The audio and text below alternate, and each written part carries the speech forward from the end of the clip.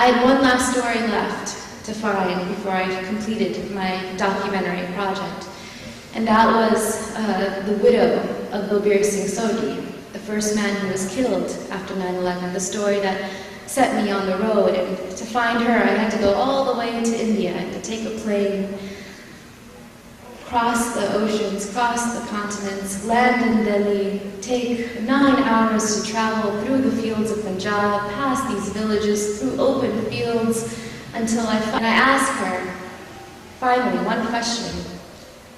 What would you tell the people of America?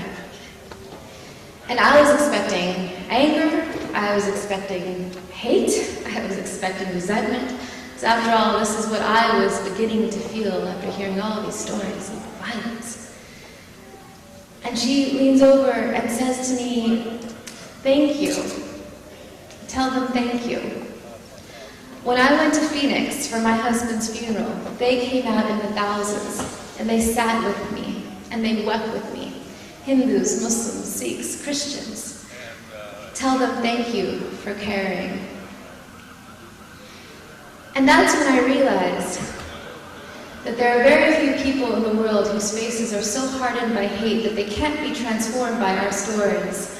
That the Phoenix community came out in the hundreds and the thousands because they had heard Balbir Singh Sodhi's story. His story wasn't told to national news. The community did a very good job of telling his story there in Phoenix that brought together an entire city. That stories have the power to break down the wall dividing us and them. Stories, indeed, can set us free. The last story. While I was on the road, I met a Sikh man in the Bay Area who had 3 different things happen to him. This was my professor at one point, this Sikh professor at San Jose State University. And the first thing that happened to him, he was on a bus when someone began to yell at him to go back to his country, and he quickly got off the bus and he was safe. The second time, he was standing with his wife when a group of kids came by and threw skateboards at him and his wife and called them Afghanis, and he barely got away. The third time was different. The third time, my professor again was on a bus, sitting by a window, when a man at the front of the bus stood up, turned around, red in the face, and began yelling at my professor, "Hey, you effing terrorists, get off this bus, go back to your country." And my professor, sort of accustomed to being quiet in these moments, just kept looking out the window, hoping, praying for the moment to pass. When something remarkable began to happen, the other people on the bus began to stand up. The white man, the Asian girl, the black kid. They all stood up and they took this man's arm and they said, sit down, sit down. You don't know what you're talking about. Sit down. And the man sat down. And the bus comes to a stop. And the professor gets off this bus, and the man gets off this bus, and the man comes up to my professor and puts out his arm, and at this point, I know this moment in the story.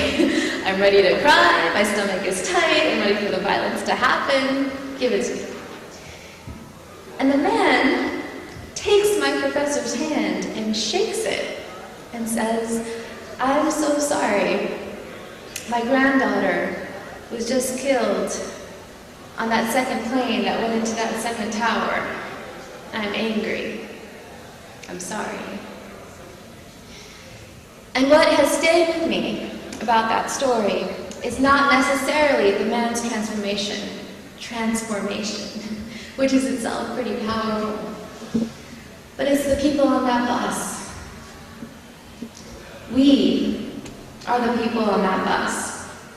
We are the people who can stand up in the most ordinary of circumstances and say and do the most extraordinary of things to fight for the kind of country, the kind of community that we believe in.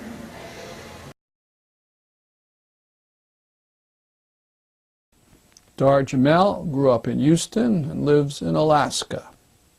He has reported frequently from Iraq, wrote a book called Beyond the Green Zone, Dispatches from an Unembedded Journalist in Occupied Iraq. His new book is The Will to Resist: Soldiers Who Refuse to Fight in Iraq and Afghanistan. It comes out at a time when soldiers like Victor Augusto are refusing to fight in Obama's Afghanistan war. This is from an interview I did with him in 2005, and we talk about Fallujah, Iraq. I was in Fallujah in April during the first siege of the city. I spent a couple of days in there, and then I went back in May several times to document what happened during the siege. And then the November siege, it was impossible to get in the city, so I covered that one by interviewing doctors and Fallujah refugees. Let's try to remember back. The reason supposedly for the first siege was some contractors had been killed and then their bodies mutilated, and this enraged the military, and so they went after Fallujah, but then that siege did not succeed. Right. That siege, actually, even after what happened to those 4 mercenaries, the military commander in charge of Fallujah still didn't want to go in. He actually preferred working on reconstruction projects and trying to win the people's trust that way. That the order to siege the city actually didn't come through the military. Like the invasion of Iraq, it came through the White House directly. And that siege did fail because the military realized pretty quickly that they weren't going to be able to take the city without destroying most of it, which is what happened in November. So what did you see when you were there in Fallujah? When I was in there in April, what I saw was, and I went in during a so-called ceasefire, according to Paul Bremer, the administrator of Iraq at that time, of the CPA. And so we figured that we knew it would be dangerous, but if you're going to go in, you might as well go in during a ceasefire. And it was anything but a ceasefire. There were warplanes bombing the city when we went in and fighting all over the city. And we took supplies into a small clinic inside the city, which is how we got in. And there were one person after another being brought into the clinic, women, children, older people, all of them civilians, and they were all claiming the same thing, that wherever they were in the city, they were being shot by snipers, by military snipers. The ambulance had one functional ambulance left, and it even had some bullet holes in it because all their others had been destroyed by the military. So it was a massacre is really the word I would use to describe what I saw in April, and that was really just a bit of a prelude as to what happened in November, where at least 4,000 people were killed in Fallujah. Jamel will be speaking in Hartford's Bushnell Park Sunday, September 20th. For more details, go to our website, thestruggle.org. That's our show for today. See you next week at this time. I'm Stanley Heller, and this is The Struggle.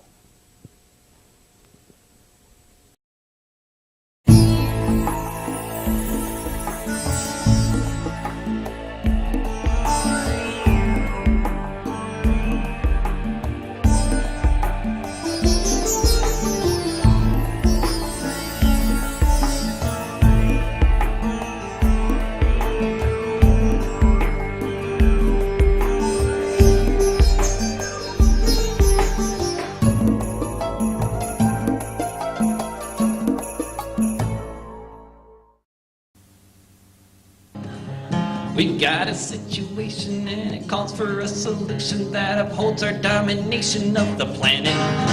We're gonna make our case and we're gonna make it well. And if you don't like our logic, you can it. We'll use impeccable intelligence from any